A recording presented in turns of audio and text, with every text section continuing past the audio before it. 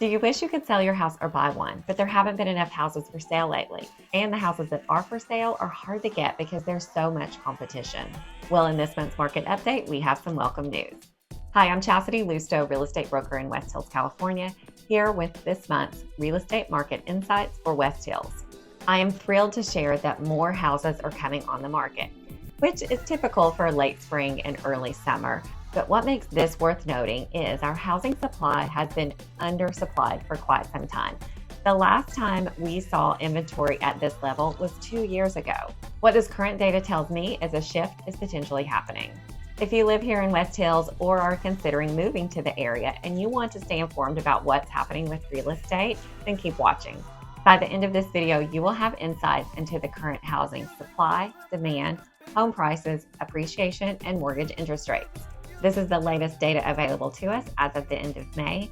So whatever you want to do, whether that's sell a house, buy a new one, or stay put, use this information so you can make confident real estate decisions. First, let's take a look at month supply. This is often measured in terms of the months of inventory and new listings that have come on the market. This information gives us insights into how many homes are available for sale and how competitive the market is. It's important to understand why housing supply matters for both homeowners who are selling and home buyers. For home sellers, it means understanding how to position your home in the market to attract the right buyers and to sell for the right price.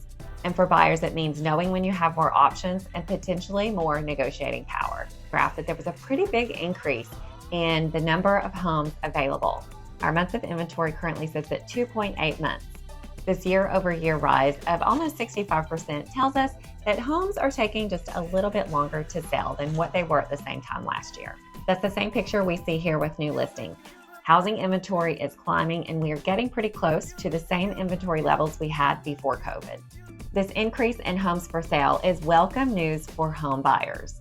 You have a wider selection of homes to choose from, and it could reduce that intense competition that you've had among other buyers.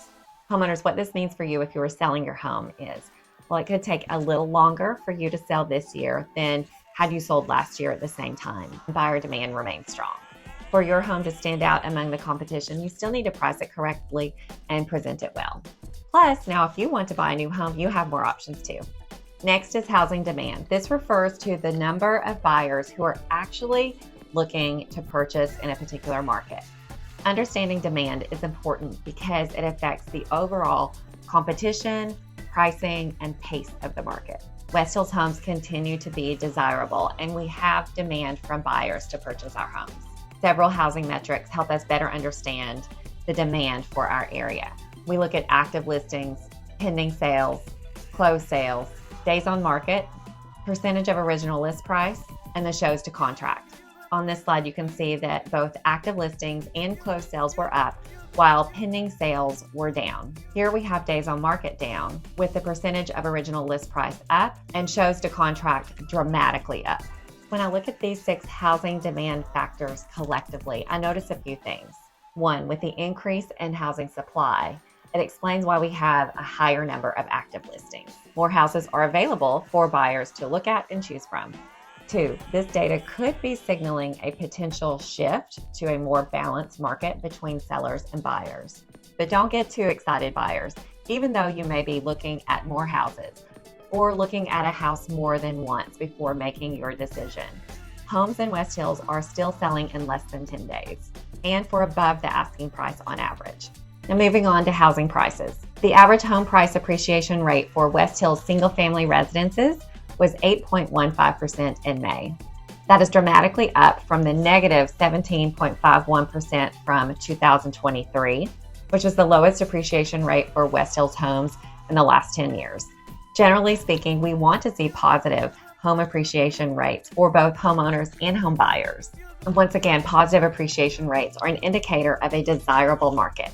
The average sales price for single-family residences here in West Hills for the month of May was $1,071,661. That is an increase of over 8% from the same time last year.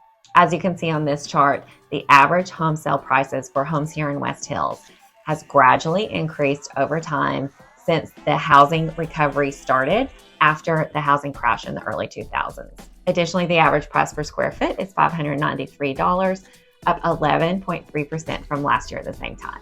On this chart, you can see the average home prices and home price appreciation rates over the last 10 years. Since 2020, I would say that we have been in an abnormal real estate market. Nationwide, housing is continuing to experience the adjustments that are occurring within the overall economy.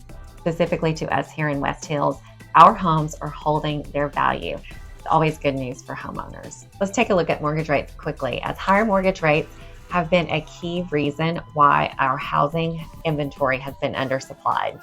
As of the end of May, 30-year fixed mortgage rates were hovering around 7% and 15-year fixed a little over 6%. Mortgage rates are so important for a couple of reasons. One, for affordability for home buyers, and two, to relieve the lock-in effect for homeowners who want to sell their house but aren't selling.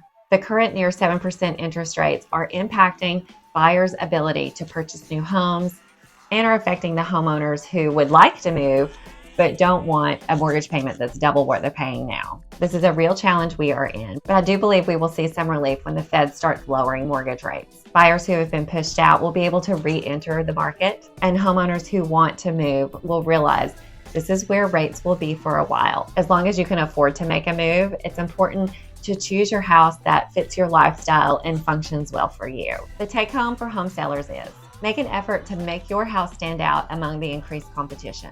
Price your home according to what it is and what the market supports. Be willing to be flexible and negotiate with buyers because they have more choices now.